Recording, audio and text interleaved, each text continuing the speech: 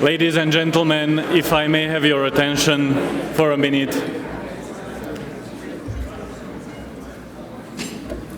Thank you very much. Dear President Tusk, dear Prime Minister Pellegrini, dear ministers, dear Governor, ladies and gentlemen, excellencies, I'm really honored that I'm able to open this Tatra Summit Awards dinner. We had a very productive day so far, and I'm sure there will be much more to come tomorrow.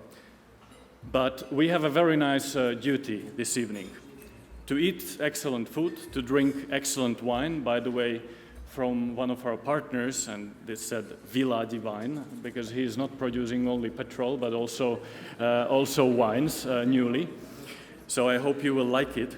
But also to celebrate the leaders who are contributing to building Europe. And we have two very special awardees tonight.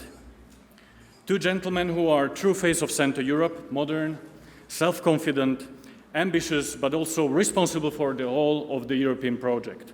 True leaders. The President of the European Council, Donald Tusk, when he has led the European Council in very difficult times, during the migration crisis or Brexit, and he had to make sure that Europe stays united. And I think he made an excellent job.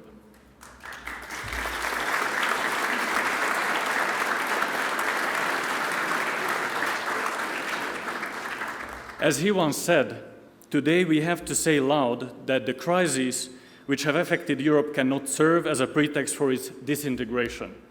A mini-Europe would be the worst response to maxi problems we have to face. I could not agree more, and thank you for your leadership. We have also a second awardee. A very special award this year will be bestowed to Mr. Peter Kažimír, who was the longest-serving finance minister in the Eurozone, because he had led the finances in Slovakia when the economic crisis hit, and he had to make sure that the consequences are smaller to the economy. He was one of the early supporters of Tatra Summit. Thank you for that.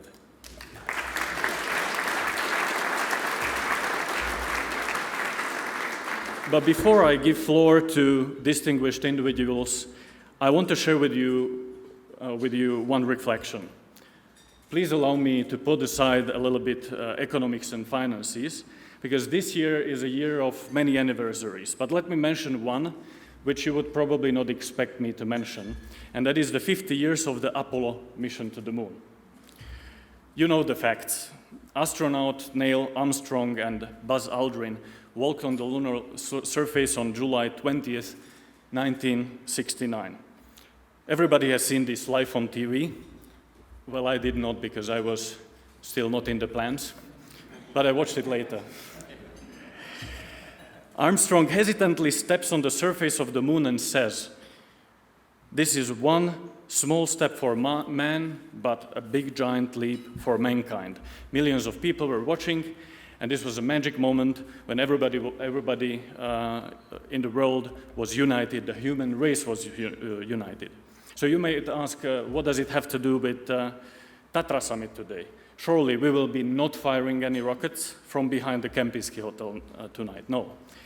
But well, what happened 50 years ago matters for several reasons for us today, as we discuss competitiveness, trade, finances, technologies, and the future. First, big vision is what we need. We need an equivalent of space program today to shape the world of tomorrow. And please do not misunderstand me. I do not claim that we need a Star Trek program to take us to another star, but we need a vision around which we can unite as Europeans. If you see the last decade, we have been only firefighting.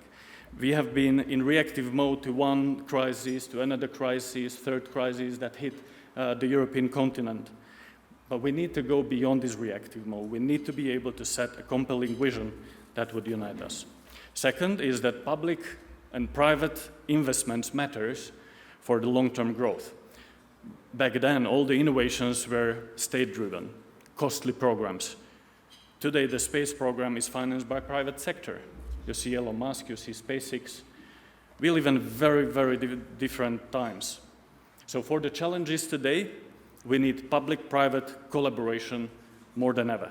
We need platforms like this where private and public sector can sit down at a neutral place and discuss the challenges we are facing together. And the success of the space program yesterday is the very age we live in now. The race to the moon didn't begin the space race, but it started the digital age. In order to get the rocket fly, NASA used this first computer chip. And today, microchips are powering the world. And we have here also an innovator that is building the chip of the next generation Tachyon, Rado Danilák, who happens to be Slovak. And the third, even plain facts can be twisted and turned by confused people or individuals with bad intentions. The moon landing has been the object of many conspiracy theories. The so-called moon landing hoax. And this comes on the top of many other conspiracies, such as vaccines causing autism or humans not being responsible for climate change. This is a challenge to democracy and to the media, and we need to tackle disinformation and fake news today as well. Ladies and gentlemen, today and tomorrow we are debating tricky questions. I still believe, however, that behind all of them, a bigger challenge looms. The next man on the moon vision. To create a vision, we need visionaries. And I'm glad that we have so many of you in this room here tonight. So ladies and gentlemen, let me invite to the stage the Prime Minister of Slovakia, a true European leader, a young leader, Mr. Peter Pellegrini, who will deliver the laudatio for Mr. Donald Tusk. Thank you and enjoy the evening.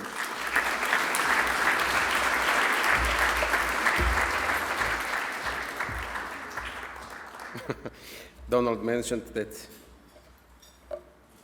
your comment that I'm a young leader could be a fake news, but we'll see.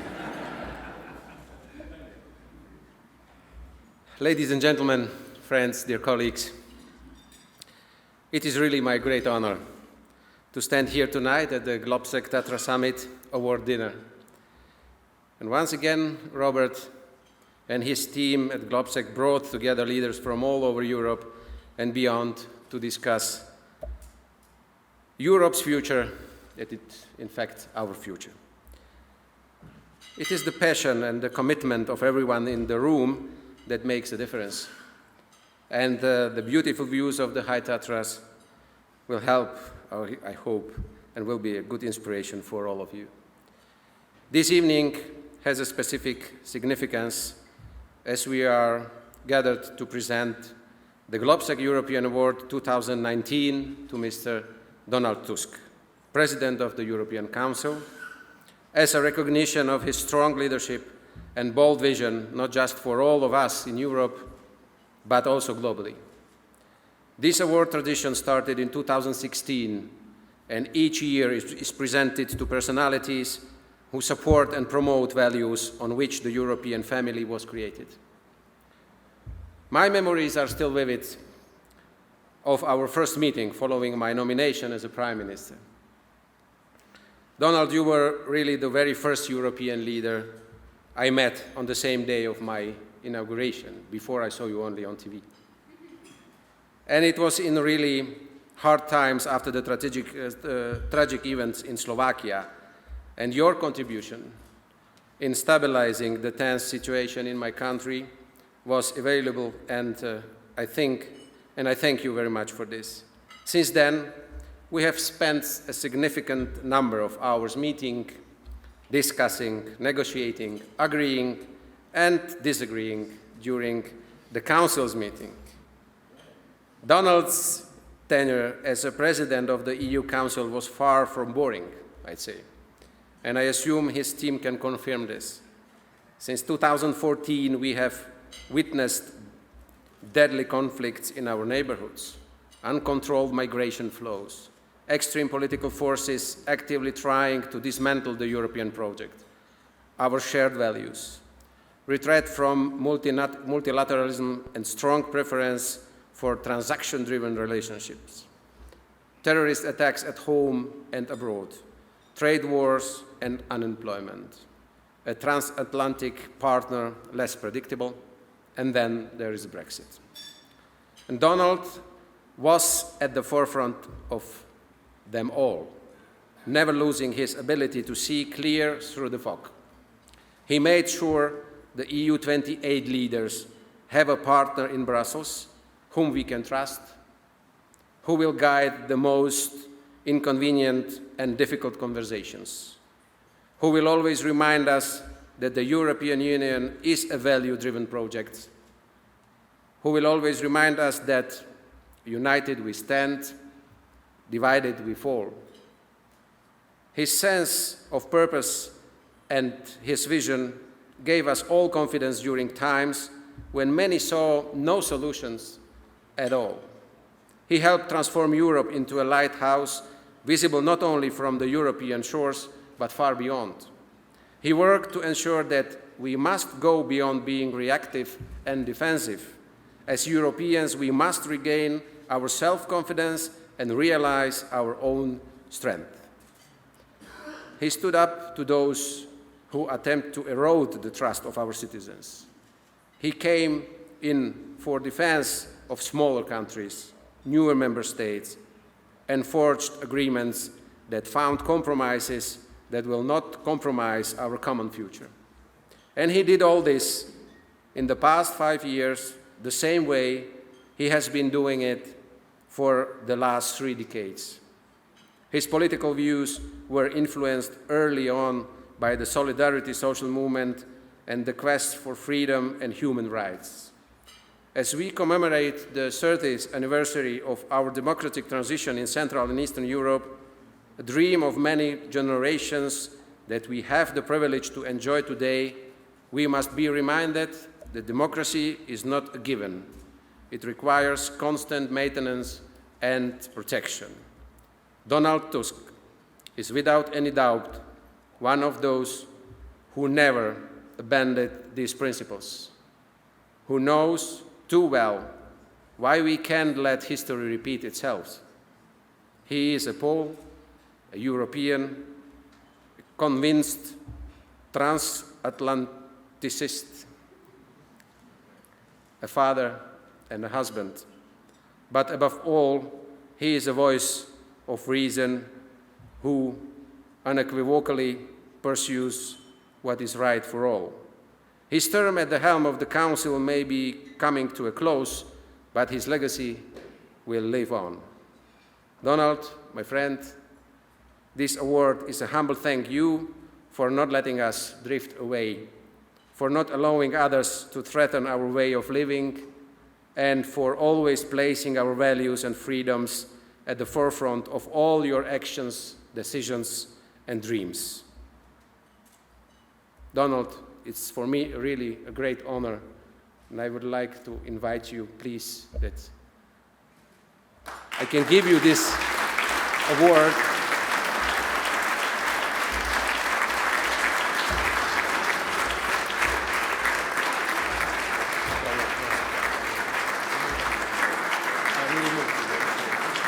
Many compliments. I'm totally demoralized.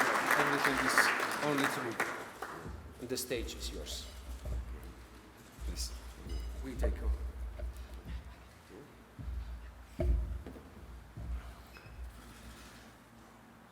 Thank you very much, Mr. Prime Minister, for your compliments.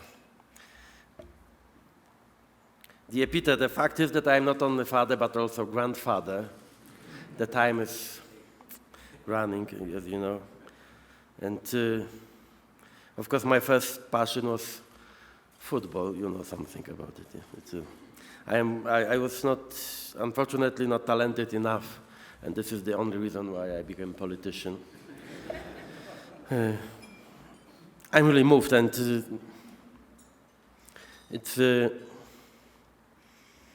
for me, it's also personally, privately, very important moment. You know what Slovakia means for me, not as a president of the European Council, but also as a Pole, your friend, your neighbor. First of all, I would like to express my warm thanks for honoring me with the GLOBSEC European Award, at the end of my mission in Brussels. As you know, leaving high office has its good sides. When you start your term, everyone looks at you with mistrust and places high demands on you. In the middle of your term, they criticize you without mercy and often do not hide their disappointment with you. By the end of your term, everything changes.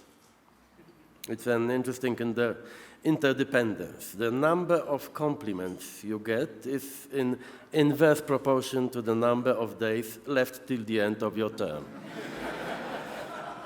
I want to believe, however, that there's more to awarding me this prize than just cordial courtesy. My sincere cooperation with GLOBSEC, and we met for the first time many years ago, is a common continued effort to work for the integration of Europe, as well as for the strong position of the countries of our region in Europe and in the European institutions. I was a co-author of this cooperation and also its beneficiary, because without a strong and univocal support from the Slovaks and other countries of this region, I would never have been elected twice as President of the European Council. Frankly speaking, it was our common interest to have at the helm of the Council someone who is an ardent supporter of the European unity and at the same time a genuine spokesman for the countries of Central Europe, who understands their interests, emotions, history and ambitions, as well as their fears and traumas. I remember, as if it were today, our meeting in Bratislava for the opening of the Slovak presidency. Please allow me to repeat the words I had addressed to you at the time. The greatness of a country is not determined by its area. The greatness of a country is not determined by its population. Today we speak of Slovakian greatness not by measuring it in square kilometers, nor based on demographic statistics, but by evaluating the results of your work, determination, patience, and your wisdom. You have demonstrated those attributes since the beginning of your indeed challenging history. Thanks to them, you have built your independence and your position in Europe. You have shown everyone what it means to be proud. You asked no favors of anyone. You didn't want anything for free. You only demanded respect and understanding for your ambitions. Great but justified ambitions. And today, you quite rightly enjoy the respect and recognition of all Europe, of all the international community. I spoke in Slovak then. I try to speak in national languages when I visit the countries of the region. That was the case in Prague, in Zagreb, in Podgorica, Skopje, Sofia, Bucharest, and also in Kiev. Because my second obsession, alongside maintaining the European unity, was to find a balance between integration and a desire for sovereignty, so evident in our countries. It is understandable that we want to enjoy our independence and national sovereignty to the full. They are still so recent. I myself dedicated my young years to the independence of my home country, and so I feel exactly what you must feel. I also know that there will be no sovereign countries of Central Europe without a united and integrated European Union. Whoever makes use of our pride and national ambition against the idea of a united Europe also undermines the sovereignty of our countries, because only Europe as a whole is able to face global challenges and dangers lurking in our immediate neighborhood. The federalists who dream about the disappearance of national states tend to be irritating, and the naivety of some of them can even be surprising. But it is in fact the nationalists who pose a greater threat to the sovereignty of our states. This may sound like a slogan, but there will be no sovereign and independent European nations without a sovereign and integrated Europe. The history of our region is the best proof what kind of risks arise when our continent becomes a mosaic of conflicts and antagonistic interests, where it is difficult to agree even the most general and basic principles and values. In 2017, as a guest of GLOBSEC, I said that I was not afraid of different European speeds or different formats of cooperation. The essence of the Union is not threatened just because some of its members integrate more slowly or more cautiously, for instance regarding common currency or Schengen. Also, I rather see advantages than threats coming from the fact that we gather in different formats in terms of geography or objectives, such as V4 format, for example. The problem is not different speeds, but different directions and destinations. Europe, or in a wider perspective, a transatlantic community, has found itself today at a political crossroads. Until recently, we had been a political and axiological community which was integrating and enlarging, while today it is starting to disintegrate and shrink.